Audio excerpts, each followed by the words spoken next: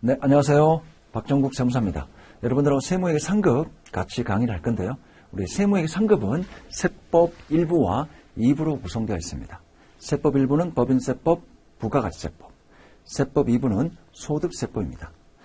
1부, 2부 각각 25문제씩 출제가 되고요.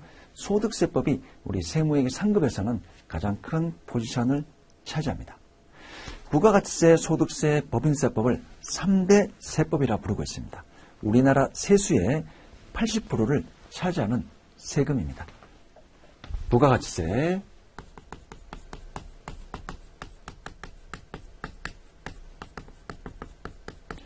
소득세법, 그리고 법인세법이 있습니다.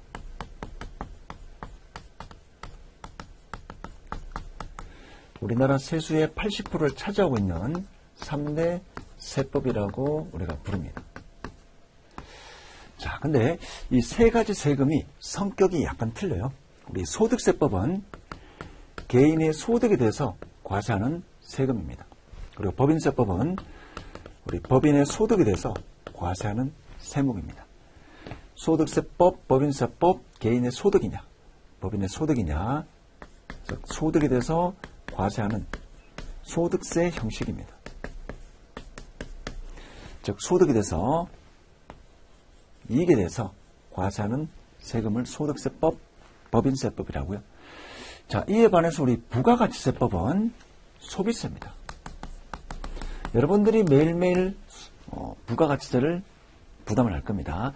편의점 가서 커피, 볼펜, 음료수 살 때 매일매일 여러분들은 부가가치세 10%를 내고 물건을, 재화를 구입할 겁니다. 자, 이렇게 소비에 대해서 과세하는 세금을 부가가치세법이라고 부릅니다. 논리가 틀리죠.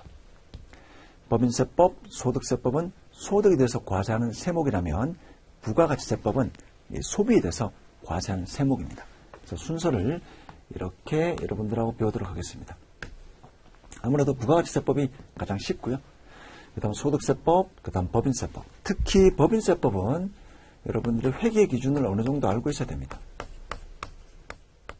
회계 기준이, 기업 회계 기준이 어느 정도 선행학습이 되어야만 이 법인세법 내용이 어느 정도 이해가 될 수 있습니다. 왜냐하면 대부분 내용이 이 회계와 어떤 차이를 조정하는 게 이 법인세법 내용이기 때문에, 그래서 부가가치세법, 소득세법, 그 다음 법인세법 하기 전에 여러분들이 회계 원리 정도는 간단하게 복습을 하셔야 됩니다.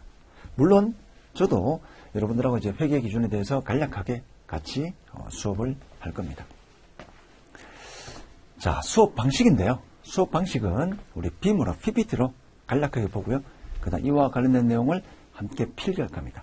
특히 세무회계 과목은 수업 여러분 들을 때 눈으로만 보시면 금방 까먹습니다. 휘발성이 굉장히 강하고요. 그래서 같이 써봐야 됩니다. 부가가치세, 소득세, 법인세 같이 필기를 하셔야 되고요. 그 다음에 교재 정리를 하겠습니다. 그리고 우리가 기출용의 기본적인 예제 문제, 마지막으로 최근 출제된 세무회계 상급의 어떤 기출문제, 연습문제 같이 풀이하면서 이론 내용을 복습을 하겠습니다. 여러분들 뒤쪽에 있는 연습 문제를 보시면 알겠지만 세무회계 상급은 세법의 어떤 기초적인 용어, 기초적인 개념, 계산도 아주 간단하게 출제가 됩니다. 근데 이 시험 출제 경향에 맞춰서 우리가 수업을 하게 되면 이 세무회계 과목이라는 것을 이해를 할 수가 없습니다. 실제 시험은 간단한 계산, 가장 기본적인 이론 내용이 나오지만 이런 내용들, 세무회계를 이해를 하기 위해서는 같이 여러분들하고 필기하면서 좀 다소 복잡한 계산도 같이 풀어볼 겁니다. 그래야만 여러분들이 실무에 적용할 수 있고요. 더 높은 자격증으로 갈 수 있는 발판을 마련할 수 있습니다. 자, 수업 내용은 세무회계 상급 기출 유형에 맞춰 수업하는 게 아니라 좀 더 난이도를 높여서 2급, 특히 법인세법 할 때는 때로는 1.5급 수준에서 수업을 진행할 예정입니다. 어렵다고 여러분들 좌절하지 마시고요. 2회독, 3회독 하면 계속 반복하면 이해가 될 수가 있습니다. 그래서 단순 시험에 합격한다라고 여기지 마시고요. 좀 더 높은 자격증, 그 다음 실무에 적용할 때 꼭 세무회계 상급을 이용하겠다라는 그런 자세로 수업을 들으면 좋겠습니다. 자, 그 다음 우리가 재경직군 있죠.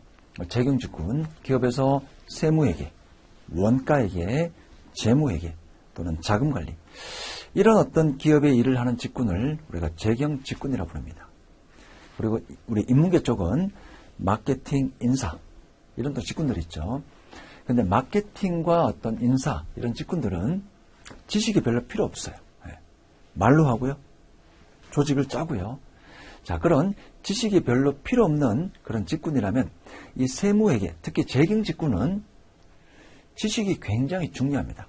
세금 신고하고 국가 세무공무원들 상대로 일을 하고 또는 다른 기업체에 근무하는 이 재경직군들하고 여러분들이 함께 거래를 하면서 일을 해야 되기 때문에 지식이 없으면 절대 말로 넘어갈 수가 없습니다. 국가를 상대로 일을 하고 다른 재경직군, 기업들을 상대로 일을 해야 되기 때문에 지식이 굉장히 중요합니다. 여러분들이 연봉, 인상, 조직에서 인정받고 그 다음에 기업에서, 직장에서 이 자유를 빨리 찾으려면 이 세법 지식을 굉장히 많이 알고 있어야 됩니다. 다른 인문계 직종과는 차이가 있다는 거 중요합니다. 특히 세무회계는 국가를 상대로 여러분들 일을 해야 되기 때문에 이 세법 지식이 아주 중요합니다. 많이 알면 알수록 인정받고 조직에서 인정받고 이직할 때 연봉을 높일 수가 있습니다. 자, 여러분들하고 이제 상급 같이 수업을 할 건데 실제 우리가 이 세무회계 자격증 중에 가장 좀 높은 게 공인회계사나 세무사가 있겠죠. 여러분들이 세무회계 상급을 수업을 들으면서 이 세무회계 논리가 나랑 맞다. 그러면 세무회계 상급만 듣고 끝내는 게 아니라 2급, 1급 더 높게 우리가 세무사까지 도전을 하시기 바랍니다. 보통 우리가 기업에서 한 55세 정도 되면 거의 직장을 떠나야 됩니다. 더 빨리 떠날 수도 있고요. 근데 공인회계사나 세무사 자격증이 있으면 여러분들이 70, 80까지 평생 일을 할 수 있습니다. 물론 자격증을 딴다라고 해서 큰 돈을 벌고 이런 건 아닙니다. 요즘에는. 근데 자격증이 있으면 여러분들 노후 보장이 확실하게 보장이 될 수가 있습니다. 큰 돈 안 들이고요. 창업할 수도 있고요. 사무실 임대 안 하고 집에서 일을 할 수도 있습니다.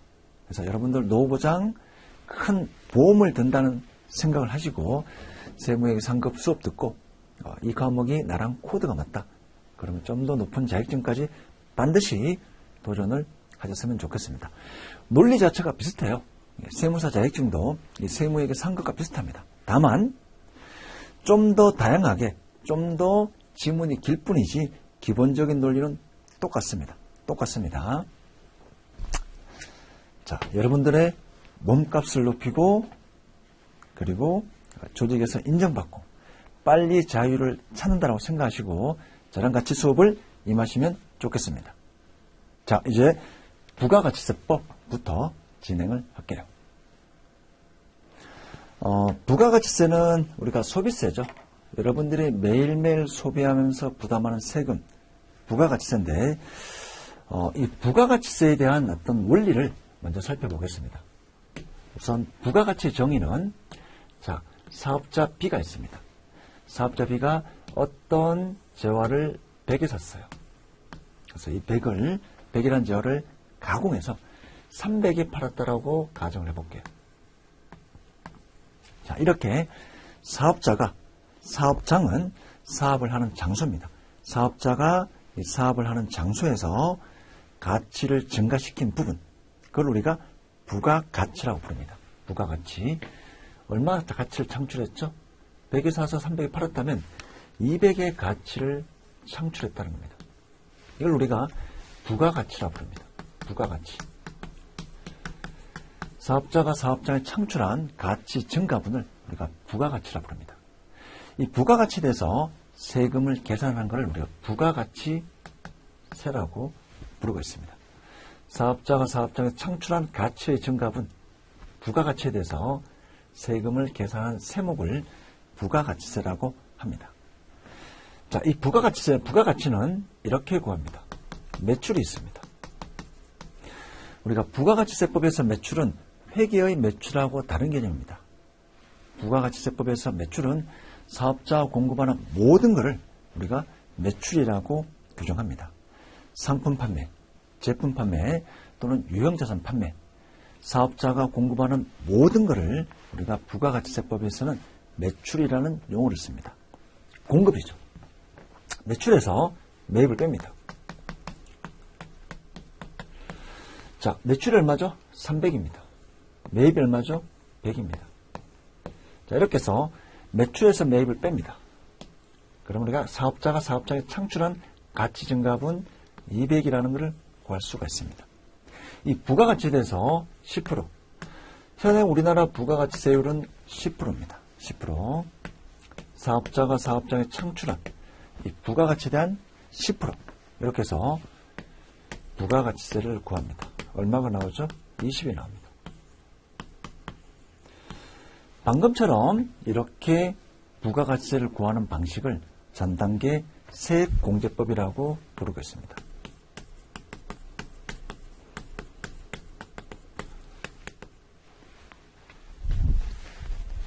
죄송합니다. 전단계 거래액 공제법이라고 부르고 있습니다.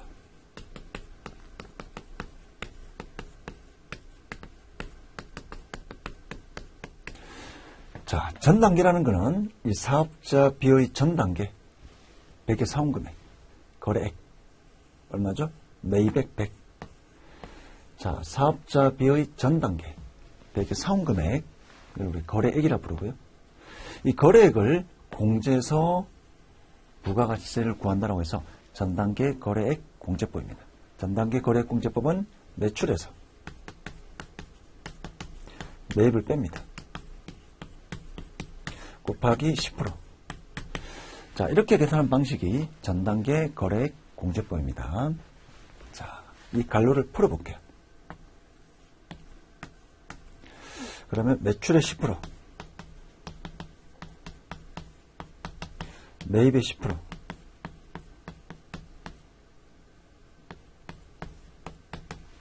자, 이렇게 해서 부가가치세를 구하는 방식을 우리가 전단계 세액공제법이라고 부릅니다.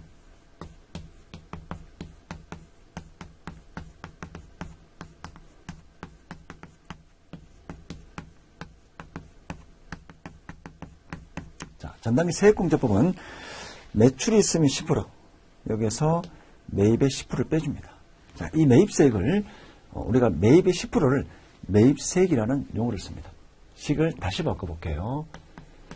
자, 사업자가 공급한 매출이 있으면 여기에 10%. 자, 매출의 10%를 우리가 매출세액이라고 부릅니다. 여기서 매입의 10%를 뺍니다. 우리가 매입세액이라고 부릅니다.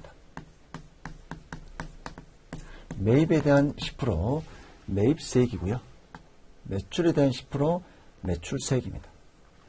이렇게 해서 우리가 부가가치세, 자, 뒤에서 배우겠지만 부가가치세를 납부세액이라고 부릅니다.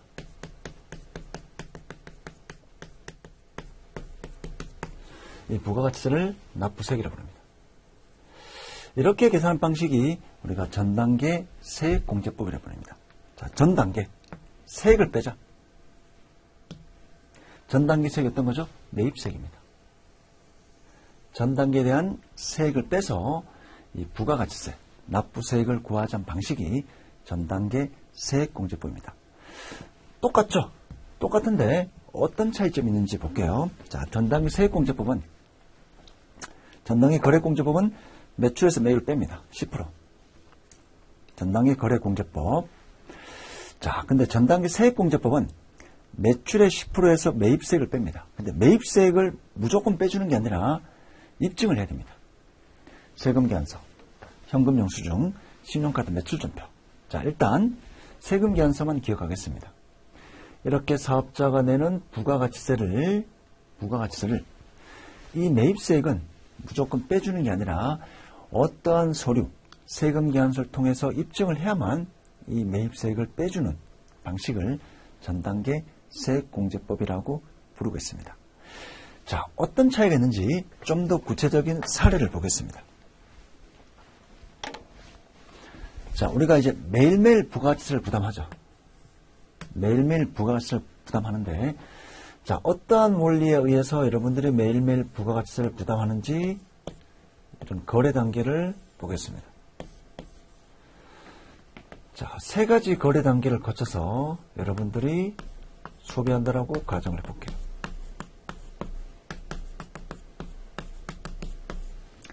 사업자 A, 사업자 B, 사업자 C.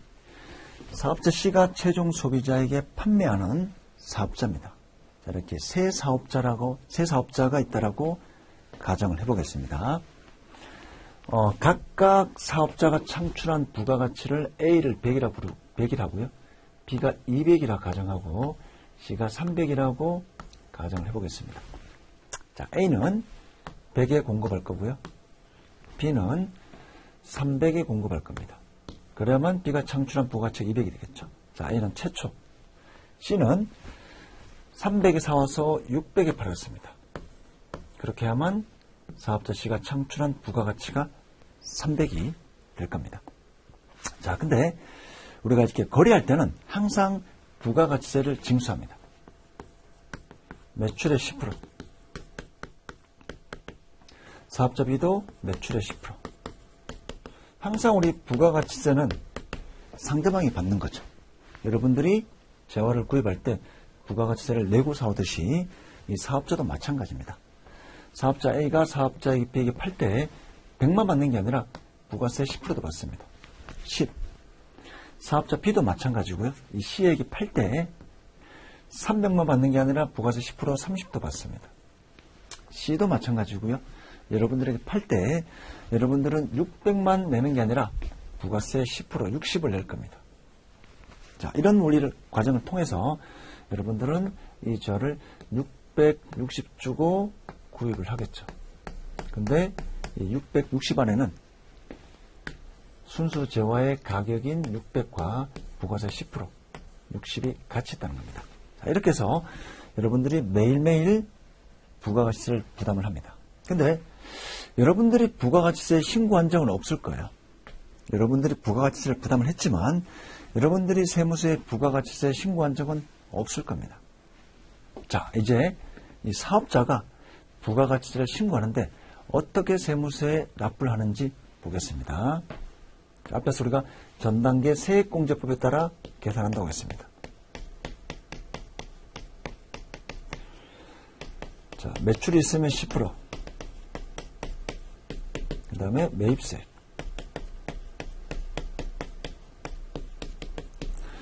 자, 사업자 A 매출 100. 부가세 10%. 이렇게 해서 10이 나올 거고요. 사업자 B 매출 300. 10% 30이고요. 공제가 10이 되겠죠. 사업자 C 매출의 10% 600이고요. 60이 나옵니다. 사업자 C가 매입세 30 이렇게 됩니다. 자, 사업자 A는 최초 되니까 사업자 A는 세무세 10을 낼 거고요. 사업자 B는 30에서 10 공제받고 20을 낼 겁니다.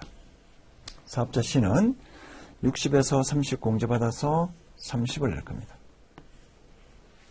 자, 부가가치세 우리 계산 원리가 매출의 10% 빼기 매입세입니다. 이렇게 해서 사업자가 세무세 납부하는 납부세액을 구하는 과정이고요. A 매출의 10% 10, B 매출의 10% 빼기 매입세액 해서 20, C 매출의 10% 빼기 매입세액에서 30. 자, 근데 우리가 매입세액은 무조건 빼주는 게 아니라 입증을 했나 빼준다 했죠. 자, 앞으로 세금 계산서를 TI라고 적겠습니다. 세금 계산서를 통해서 입증을 해야만 매입세액을 빼줍니다. 전단계 거래액공제법은 그냥 매입세 무조건 뺍니다.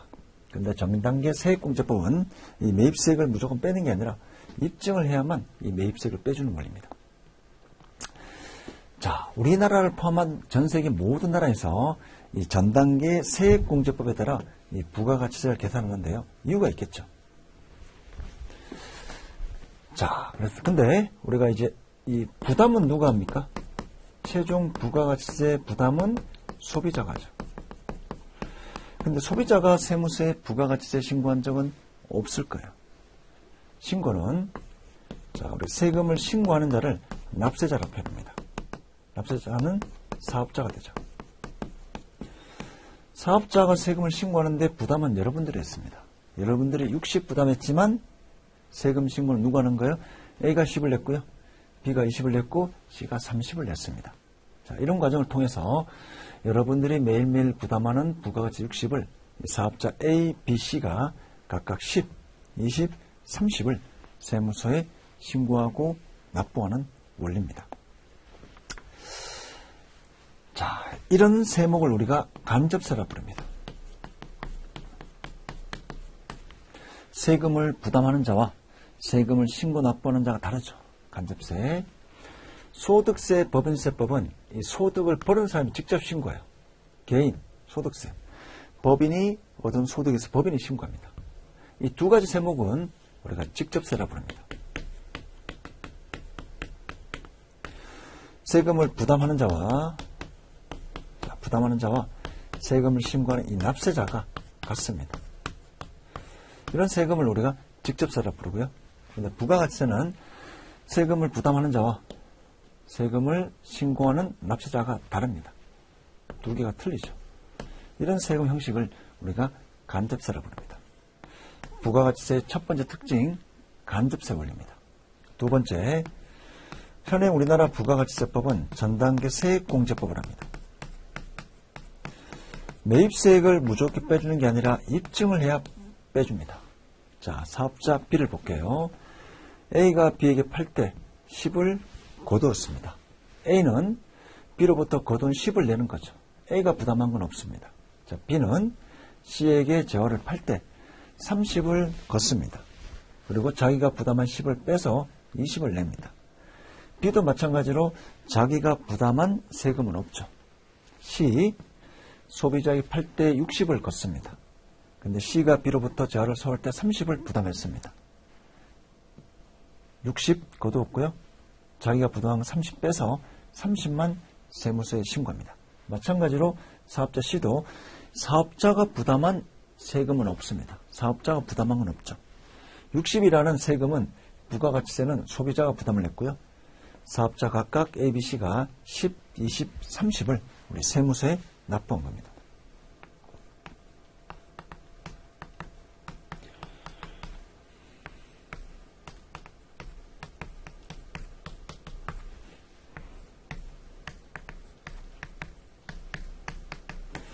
그래서 최종 세금은 부담은 소비자가 하고요.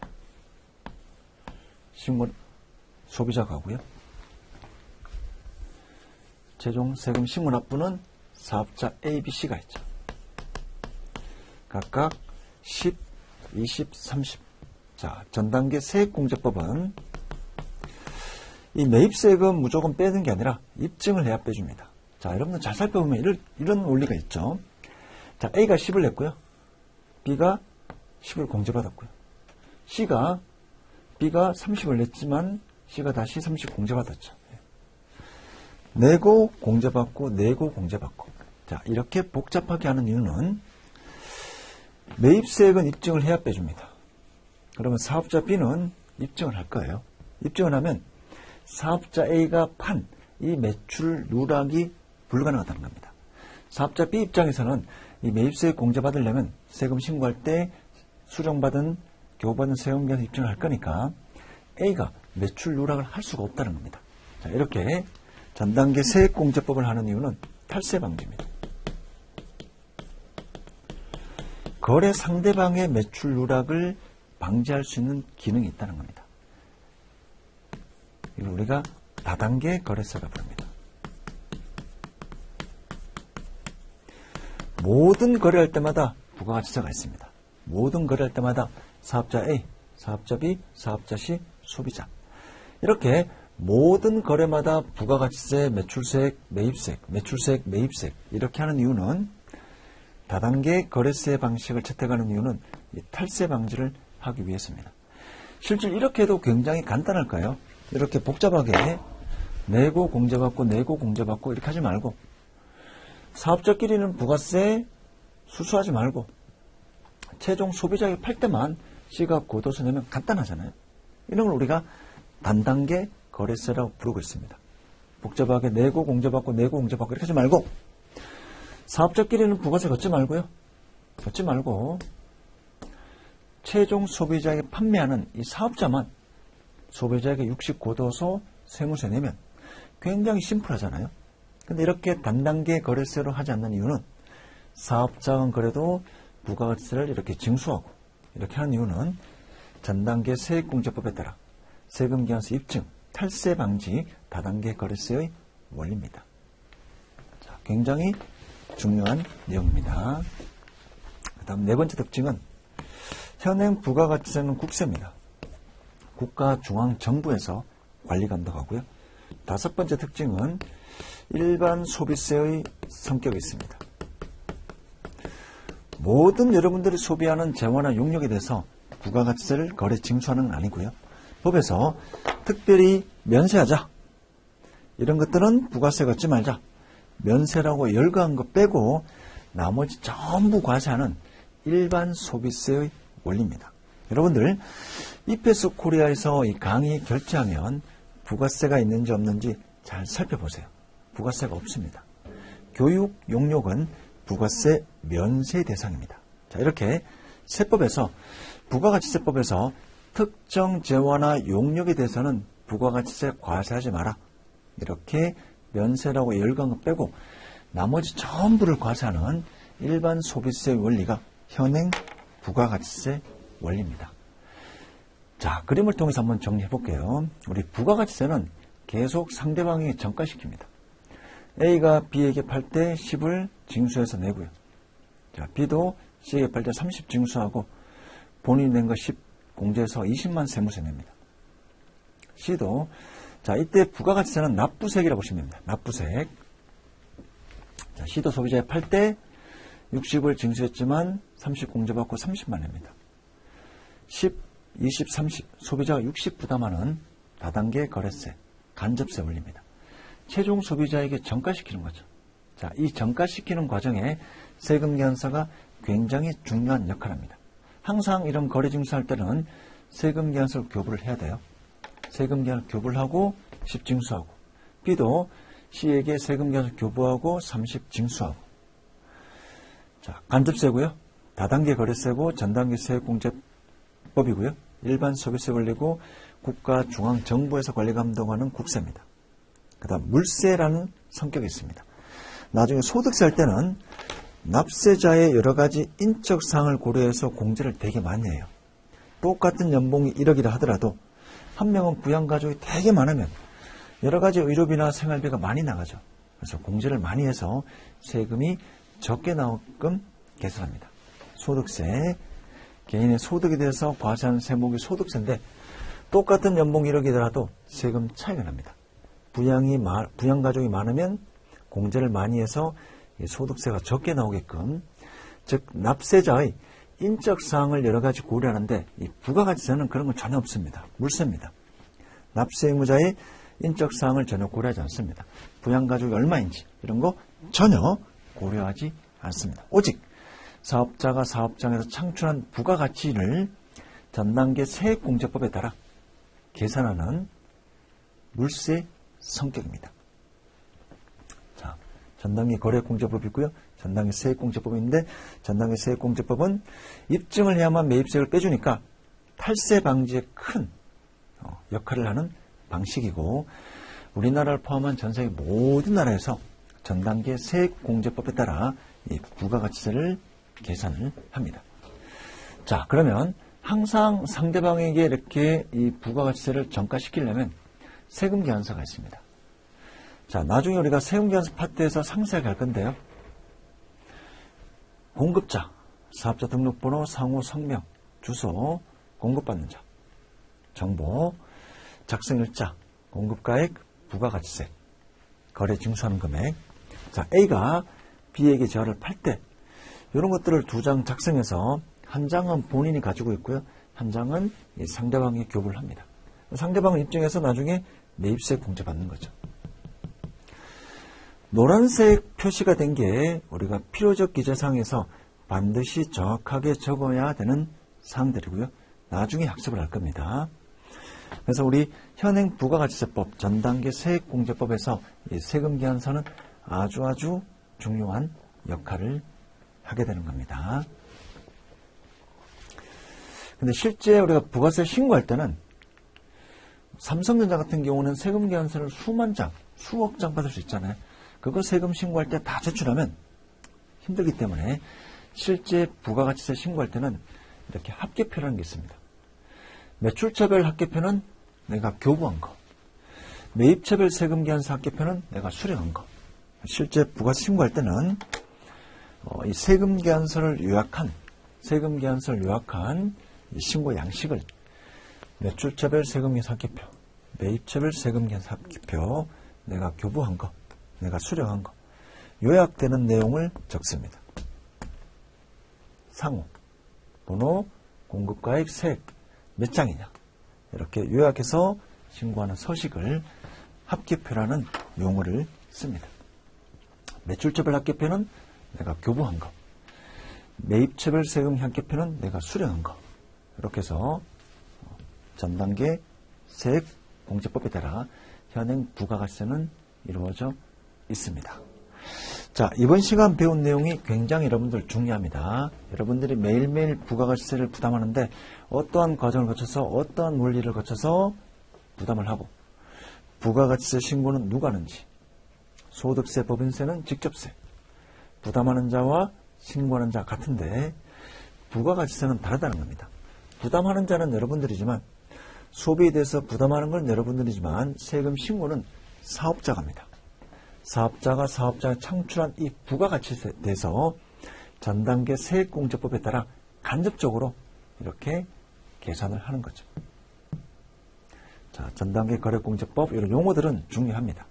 세무회계 상급에서 종종 출제되는 부분입니다. 자, 이렇게 우리 부가가치세 원리 크게 보시고요. 다음 시간에 좀 더 세부적으로 학습을 하겠습니다.